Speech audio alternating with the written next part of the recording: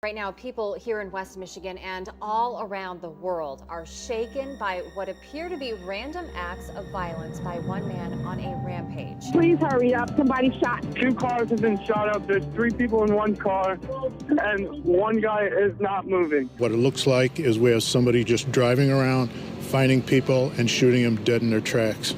It started like any other Saturday night. A man behind the wheel, a city winding down, and an app glowing quietly in the dark. But something was wrong. Something was waiting behind those headlights. By the time the sun rose over Kalamazoo, Michigan, 6 lives would be gone. Over the course of just a few hours, an Uber driver turned the city into a hunting ground, striking at random with terrifying calm. And between the murders, he continued his pickup and drop-off of passengers.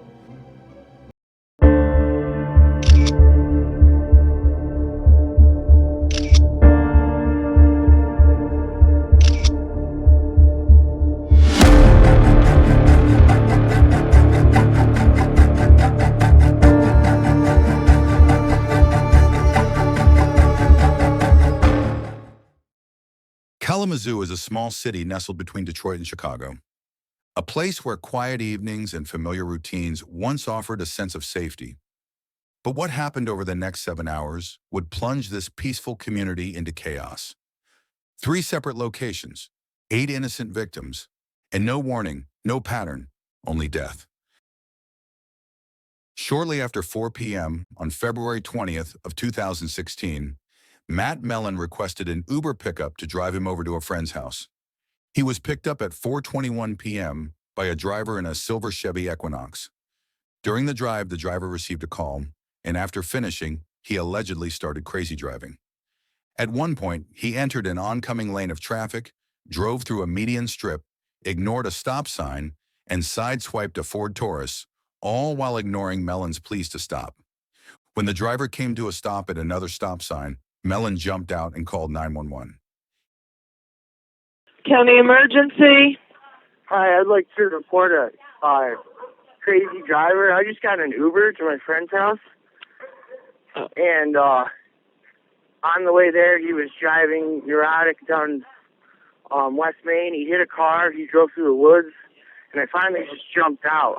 Okay. I got his license plate number when I jumped out of the car, and it was like a block from where my actual destination was, but I just had to get out of the car because I was scared. He was driving 50, 60 miles an hour. He hit a car. He drove through the median, and it was crazy. Mellon was later interviewed by a media outlet where he gave more details about the scary ride. He said because the Uber driver had his dog in the back seat, he had to ride in the front passenger seat. The call the driver received during the ride was from the driver's son telling him that dinner was ready. His son asked if he would be coming home to eat.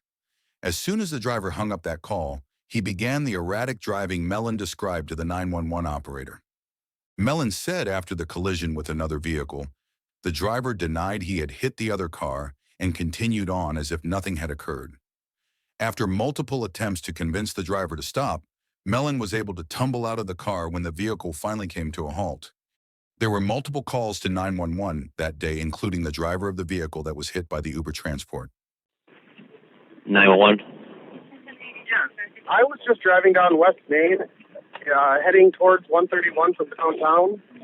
There was a man going roughly 70, 80 miles an hour, weaving in and out of both lanes of traffic. I mean, it was extremely erratic behavior. What kind of car was it? It was a gray SUV.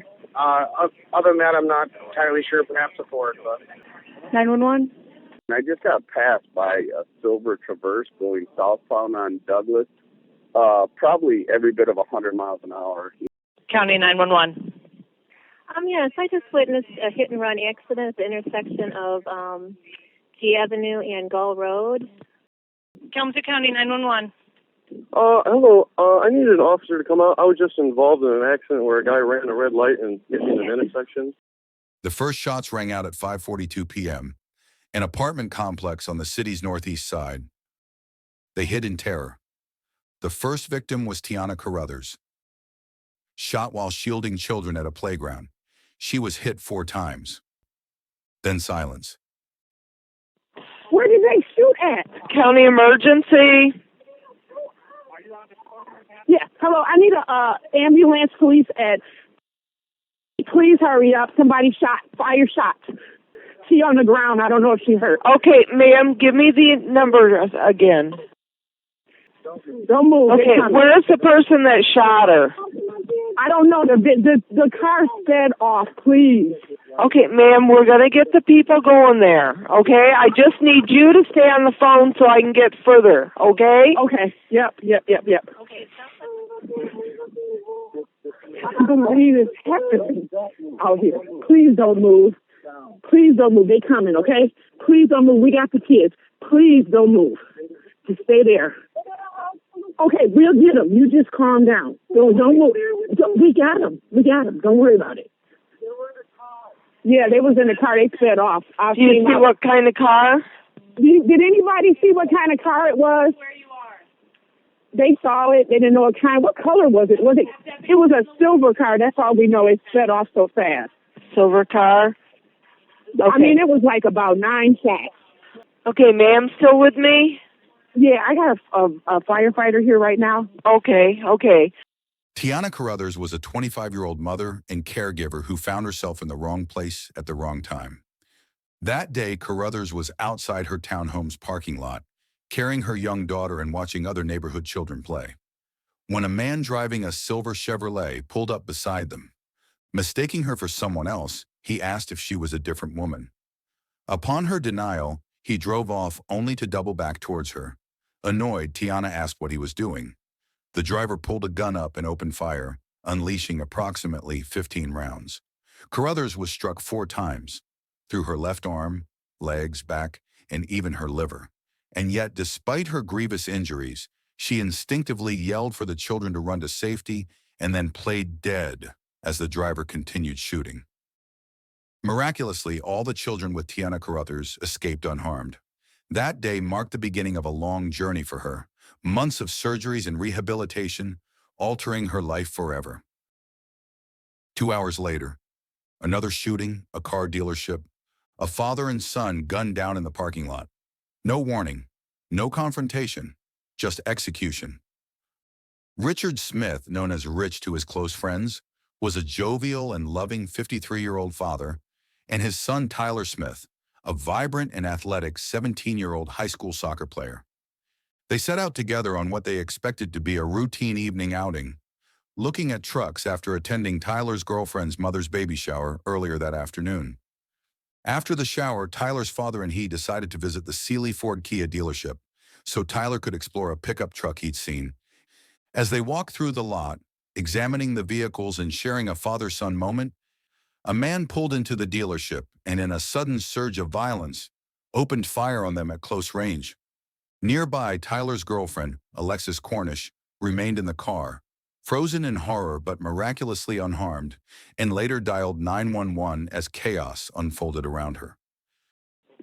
Kalamazoo County 911. Hi, we just drove by the Kia. What road are we on? 94 Business. And a guy just shot some people in the parking lot. Are you still near the scene? Yeah, we're at the Burger King, a couple of places down. There's a car sitting in the lot. I can't tell. It's some kind of SUV. All right. Did you hear shots fired? Is that? Yeah, that's what made us look. And there were 2 guys laying on the ground and one guy pointing a gun at them. All right.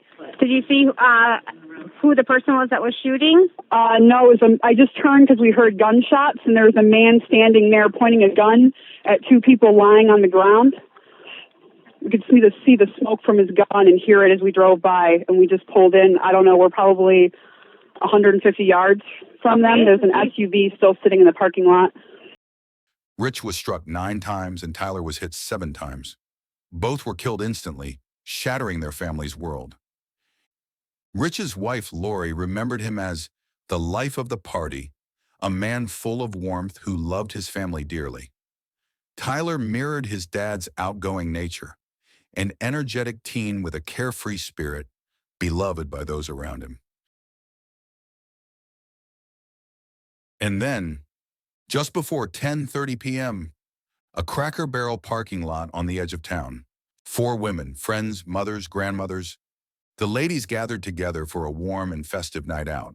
Mary Jo, a veteran school teacher known for her love of card games and community events, had driven the group in her Chevrolet Cruze. Mary Lou, a former DMV employee celebrated for her impeccable baking, followed in her minivan. Dorothy, a devoted church volunteer and senior caregiver whose joyful spirit lit up any room, sat contentedly in the back seat. Barbara, affectionately called the hippie aunt by loved ones and cherished for her massive vinyl collection, shot one by one. Kalamazoo County 911. I'm at the Kalamazoo Cracker Barrel, and there's been gunshots in a car. There's gunshots in a car? Yes. Okay, has anybody been hit? 2 cars have been shot up. There's 3 people in one car, and one guy is not moving. They're both in the parking lot. They're both in the parking lot? What's the vehicle that fired the gun? It's a blue HHR, dark blue, and it drove off right as we pulled up. Oh, it's a blue HHR? Yes. Do you have a plate or anything? Which way did they go? No, because right as we pulled up, he was pulling out, and he just took off out of the entrance. Okay, can I get an ambulance to this? Get an ambulance. Okay. Get an ambulance. All right, are they breathing? One is not. Are you guys all okay? One car is okay. The other one is a minivan, and the passenger is not moving. Passenger's not moving? No. Where are you at right now? I'm right behind both of the cars. Both of the cars? Yes. Mary Jo Nye, 60. Her sister-in-law, Mary Lou Nye, 62. Dorothy Judy Brown, 74. And Barbara Hawthorne, 68. All shot at close range. And 14-year-old Abigail Kopf, shot in the head. As first responders arrived on the scene, they could hardly believe what they were seeing. And then suddenly, a small glimmer of hope. 14-year-old Abby Kopf, who'd been out to dinner and a show with her grandma Barb and the other victims, had been shot in the head, but was alive. Abby had been pronounced deceased, but as her parents discussed organ donations with the doctors, the young teen squeezed her mother's hand. As Abby clung to life and Tiana rushed into surgery, a major development in law enforcement's hunt for the perpetrator occurred. All during the rampage, the victims and witnesses got a flash glimpse at the driver behind the wheel, but the only helpful description they could give at the time was of the vehicle he was driving. Where did this stranger come from? What caused his rage? Why these victims? Later, police would find that there really was no answer that would make sense of this despicable tragedy. All the shootings were random, and the victims just happened to be in the driver's line of sight. It wasn't until the shooting had already begun that Kalamazoo police realized they were dealing with something far worse than a domestic dispute or a robbery gone wrong. They were hunting a man who had no motive, no history of violence, and no intention of stopping.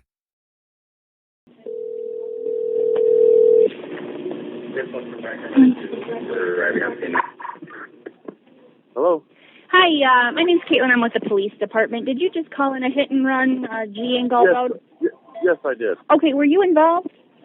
Yes, I was involved. You're involved. Okay, can you give me a really good description of the vehicle that hit you?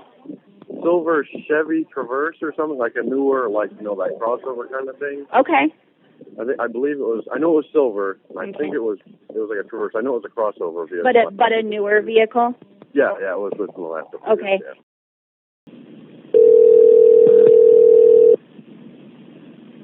Hello? Hi, my name is Tammy. I'm calling from Public Safety. Did you call earlier about the Uber driver? Yeah, he picked me up from my house. Can you give me a description of him? Black glasses, mid-40s, white male, kind of salt and pepper hair. I know he had facial hair. I can't remember if it was a beard or... Was he overweight? Yep, he had a black dog in his back seat. I have his name from Uber. His name it's Jason. I have a picture of him on my phone from the confirmation email. Oh, you do have a picture of him? Would you mind texting it to me? I can do that, absolutely. And with the name he has listed there, I would assume it's his real name. Okay. Okay, I'll text you that right now. Unbeknownst to Mellon, his concerns had already become a reality. After the driver fled the Kia dealership, he continued to pick up passengers. Derek said they saw the man's mugshot on the news and realized they had gotten a ride from him. And I said, "You're not the shooter, are you?" And he said no, and I said, "Are you sure?" And he kind of just said, "No, I'm just tired. I've been driving for." At approximately 12:37 a.m., Sergeant Jim Harrison began tailing a black Chevy HHR. Eastbound or westbound or north?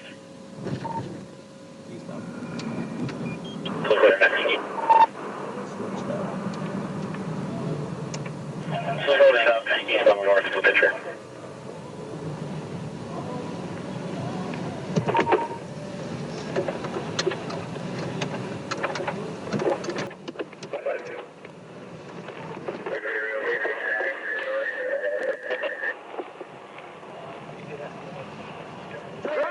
Take your hands out the window!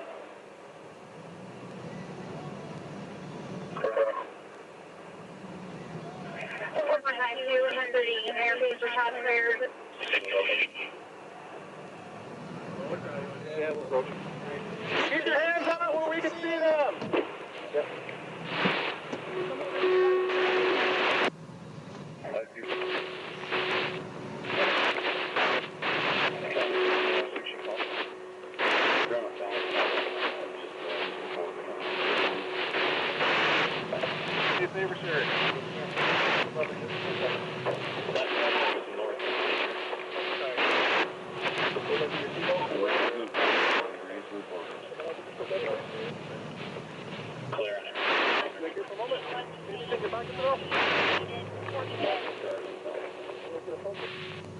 Clear on it, multiple cars, felony stop.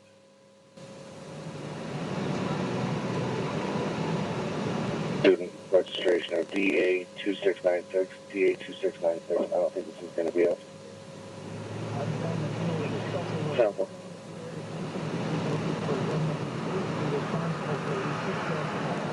Figure we got one in custody, one weapon off of him. City's clear, one in custody, one weapon off of him. 619 kind of be headed that direction then. Clear on it.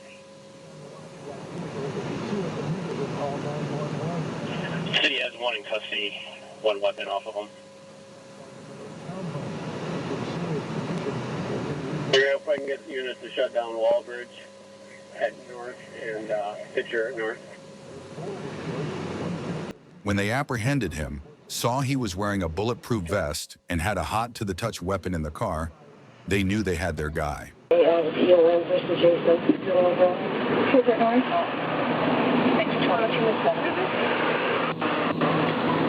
It's a real gun. It's pointed right towards Beth's face.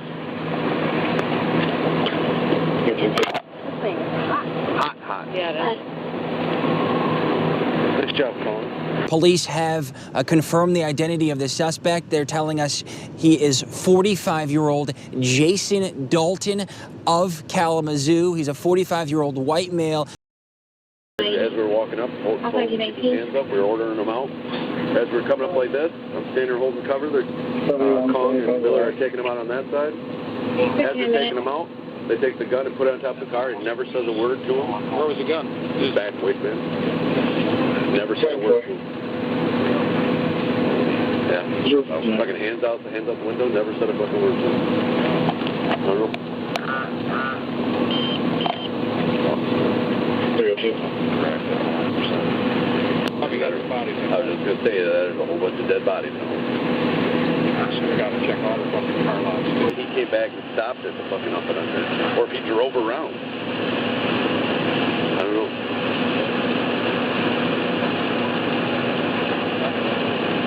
Any regard. Yeah, you just got solved up on now. The grandma and the kids both got transported both times. So wait, 5 out there? Yeah, they had 5. They ended up in 5 out there? 5 out there. And then, I think this is Mahari's thing. Mahari is the troop that's at the hospital. His grandma's okay. The little girl's not going to make it. Jason Brian Dalton was an unremarkable man, an insurance adjuster married for over 20 years. and father of 2 children, ages 10 and 15. Dalton grew up in Indiana. His family moved to Kalamazoo when he was in high school. He had no criminal history in Indiana or Michigan.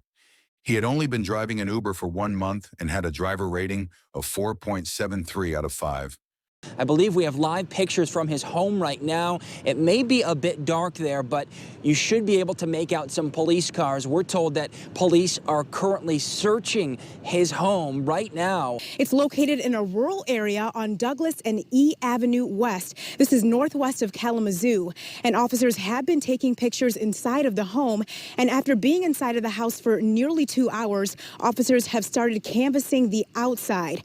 Authorities believe Dalton used 3 different handguns during the shootings, and they found other guns inside his messy home he shared with his wife and 2 children. In all, 15 guns were seized. And as you heard at a news conference, they are looking for anything that might give them a better idea as to why Dalton would commit this terrible act of violence. Again, we know 8 people were shot, 6 of them are dead, and 2 people are injured. We do know, again, that he is in police custody, and officers say that multiple agencies are questioning him right now, trying to learn more information, maybe even a motive as to why all of this happened. Law enforcement spent the following day interviewing Dalton. He told them he was controlled by the Uber app. Dalton said the app would not shut off and kept him awake for more than 24 hours at a time, and it would flash at him, quote, really hard. He continued to say that something had come into his car and made itself known by making a loud tone. He said it was like his vehicle kept talking to him, and it felt like he was on fire. Dalton said he felt compelled to accelerate his car.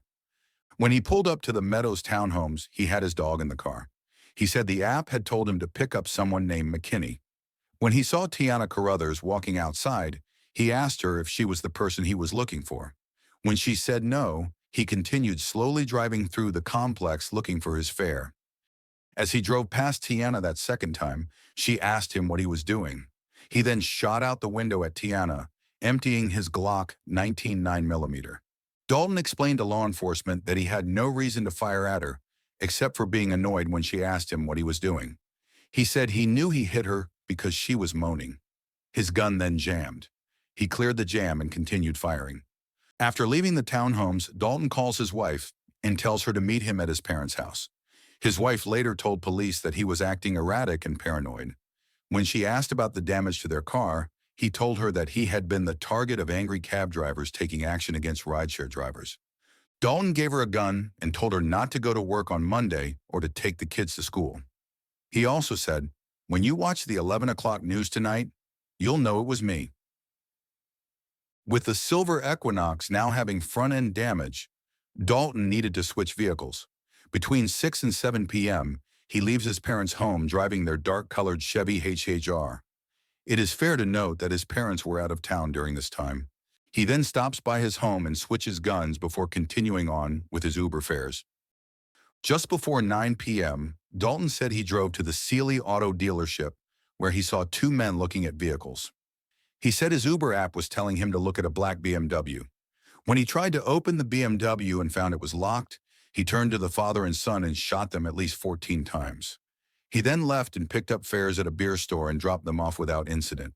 But around 9:30, he drove to the Cracker Barrel restaurant. He got out of his car and walked up to Mary Lou Nye as she sat in a vehicle in the parking lot. He asked her if she could spare $1 to, quote, make America great again. When she said no, he shot her. Dalton said he would have left, but then he heard people screaming. He said the app was again telling him to shoot, and he said he remembered shooting a small person in the head. A young girl. Dalton then left the Cracker Barrel and returned to his home to pick up more ammo. Just before his arrest, Dalton would pick up one last fare, a group of 3 men. He said the app would ding at him twice, 1 ding indicating yes and 2 dings meaning no. When one of the men jokingly asked, "Are you going to shoot me?"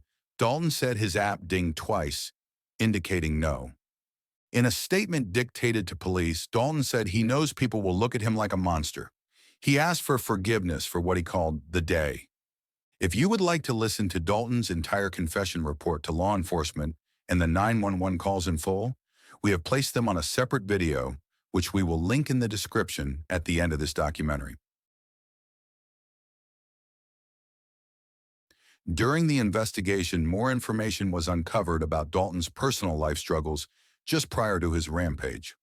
While law enforcement interviewed Carol Dalton, the wife of the attacker, they learned the couple had just separated that same day, hours before his rampage.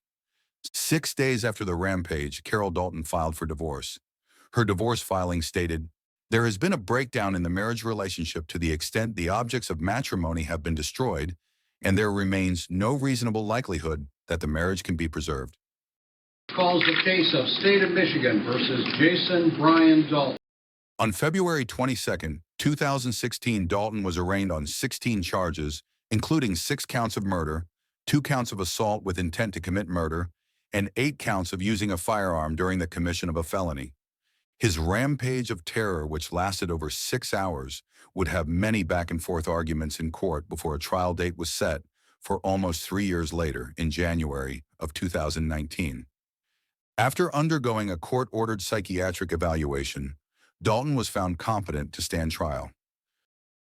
Dalton then appeared on May 20th for a preliminary hearing to determine if there was enough evidence to try him on the charges. During the hearing, Dalton made a verbal outburst and motions towards Tiana Carruthers, the first victim attacked in the shootings. A couple minutes go by and we don't even make it to the park almost. We're like right there by the sidewalk. And I seen him coming and I saw a gun. Intimidator cars. No. If they gave bags, these old people, they have these old black bags. They're called they're black bags. And people drive around and you look at them. It gets real like, hey, it's time people look. And then that's when they tell people it's time to get to Temple. You need to listen to your attorney, right? Yeah, you need to get to Temple because you need to get going because it's called intimidator bags. You need to be quiet in today's proceedings, okay? Yeah. If you have anything to say, you whisper to your attorney. That's today's rules, okay? Okay.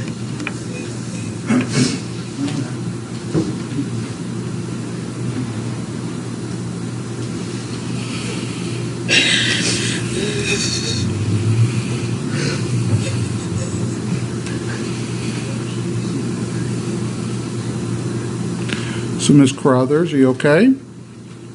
Or do we need to take a minute?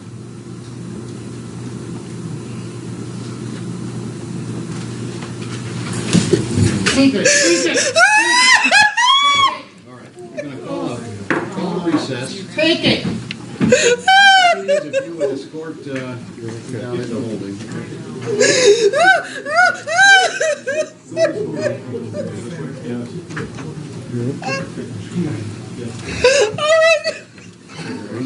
Look here, honey. You're okay.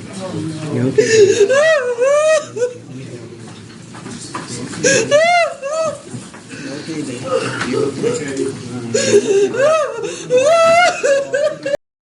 While awaiting trial, Dalton had several phone conversations with his mother. He never showed any remorse for his victims, only towards his family and himself. This is a call from Jason Dalton. I'm very sorry for all the trouble that I've caused. I just wanted you to know that they won't allow me to respectfully bow out or take anything. They want to have a trial no matter what with live coverage. I just wanted you to know that it's not driven by me. It's not driven by my defense attorney. They simply, it seems to be something between the judge and the prosecutor that they're wanting to go forward with it, and they've signed a thing allowing it to be filmed like the OJ trial. Why don't we just get a red and white circus tent and put it up in front of the courthouse and get a couple rings and let me be a dancing monkey for everybody, because that's exactly the way I feel about it. In one conversation, he did come close to talking about the question that everyone once answered. Why? But he quickly backs away. It's over. I stopped it. In those calls, he also stated that he was getting tired of sitting in the Kalamazoo County Jail, and he was looking forward to going to prison. Just prior to the start of trial, Dalton pleaded guilty to all counts against him. You understand that if you enter a guilty plea, you will be waiving or giving up many of these rights because we won't be going to trial. Yes, that's what Mr. Schlitz explained to me. Okay. You're doing this voluntarily of your own free will. Yes, I've wanted this for quite a while. Count one, that you did murder Mary Lou Nye. As to that charge, how do you plead? Guilty. That you did, in fact, murder one Mary Jo Nye. Guilty. Did you, in fact, commit a murder of one Barbara Hawthorne? Guilty. Did you, in fact, commit a murder of one Dorothy Brown? Guilty. Did you, in fact, commit the offense of murder upon Richard Smith? Guilty. Did you, in fact, murder Tyler Smith? Guilty. On that day and date in the county of Kalamazoo, did you make an assault upon A.K., a minor child, with the intent to commit the crime of murder? Did you, in fact, make an assault upon Tierra Carruthers with the intent to commit the crime of murder contrary to Michigan law? Guilty. Punishment of life imprisonment without the possibility of parole. You understand that? Yes. It's over. I stopped this circus train. I didn't want to agree to being premeditated because that day, I did not set out that day to premeditate to do anything like that at all. On February 5th, 2019, Dalton was sentenced to life in prison without the possibility of parole. If you would like to dig into more of the trial footage, we have uploaded these in our members-only section. Welcome.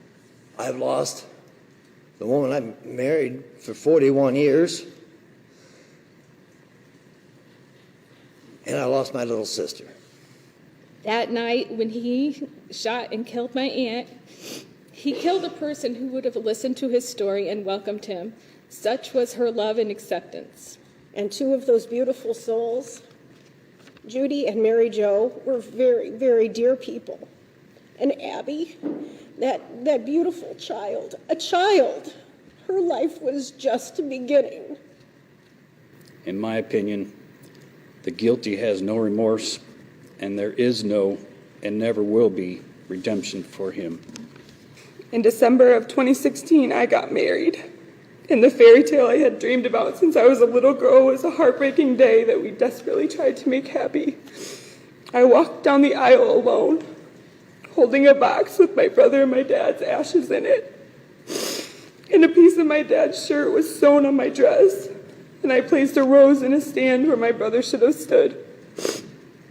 I sat broken as the daddy-daughter dance played to the song that I planned to dance with my dad. Remembering back when I was 12 years old, and I played my dad the song, and he cried, saying how much he loved it. Richard was my husband, and Tyler was my son. 2 years, 11 months, and 5 days, I've tried to hate you. I suspect that your whole life you were a nothing, a little man with little to offer the world. And having a weapon in your hand that night, gunning down innocent people, somehow made you feel big and powerful and strong. We've waited nearly 3 years of difficult delays for this evil murderer to be brought to justice. Each delay of the trial has reopened the wounds for myself and all of the families. You'll never get to see your children grow up outside of prison.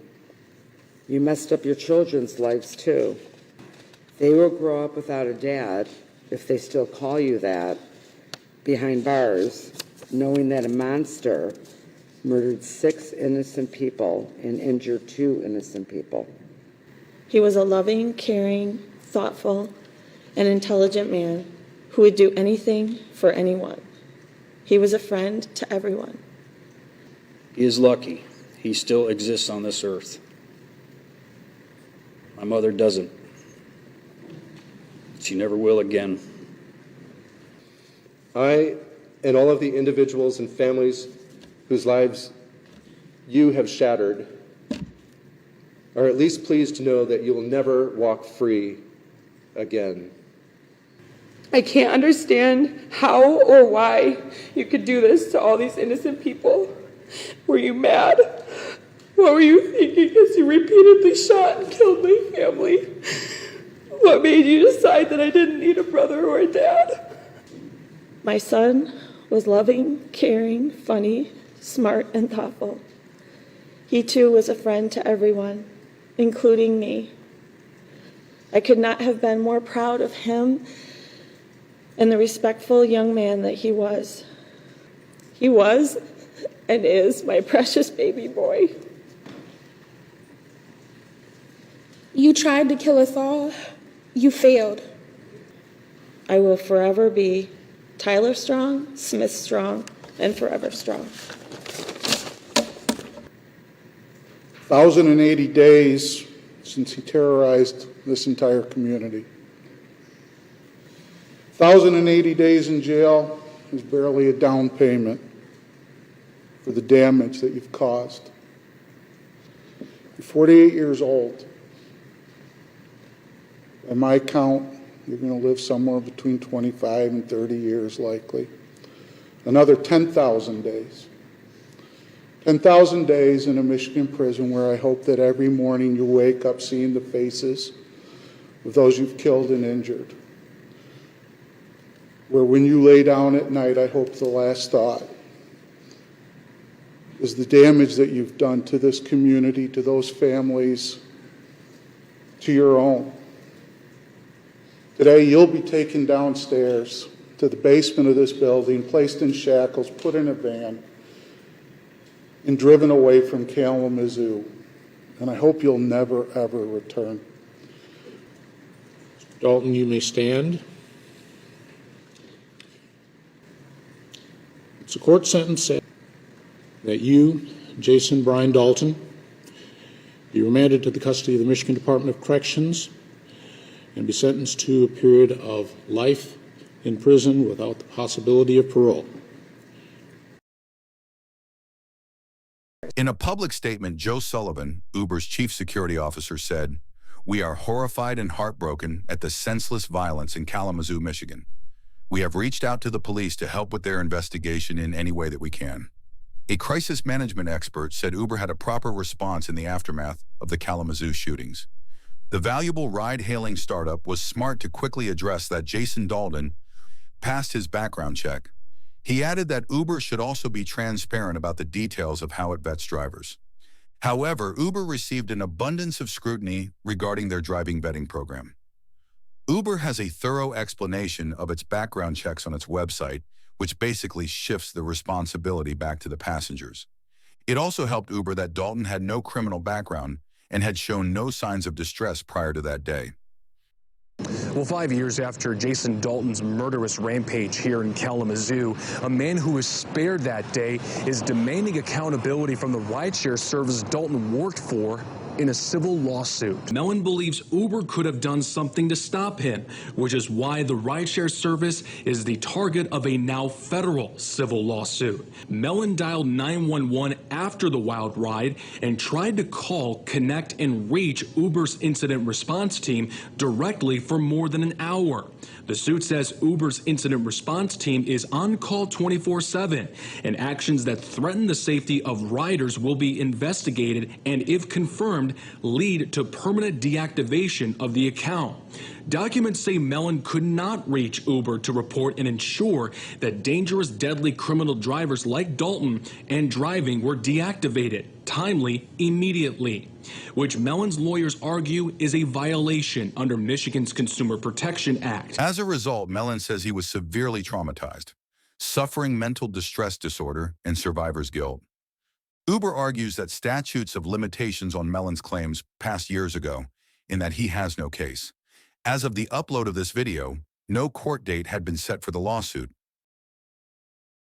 Abby returned to school and has shown tremendous progress in her recovery. Although Tiana has had several surgeries, there could still be more surgeries, treatments, and rehabilitation to come. Carruthers started a program called Shiro with a Message.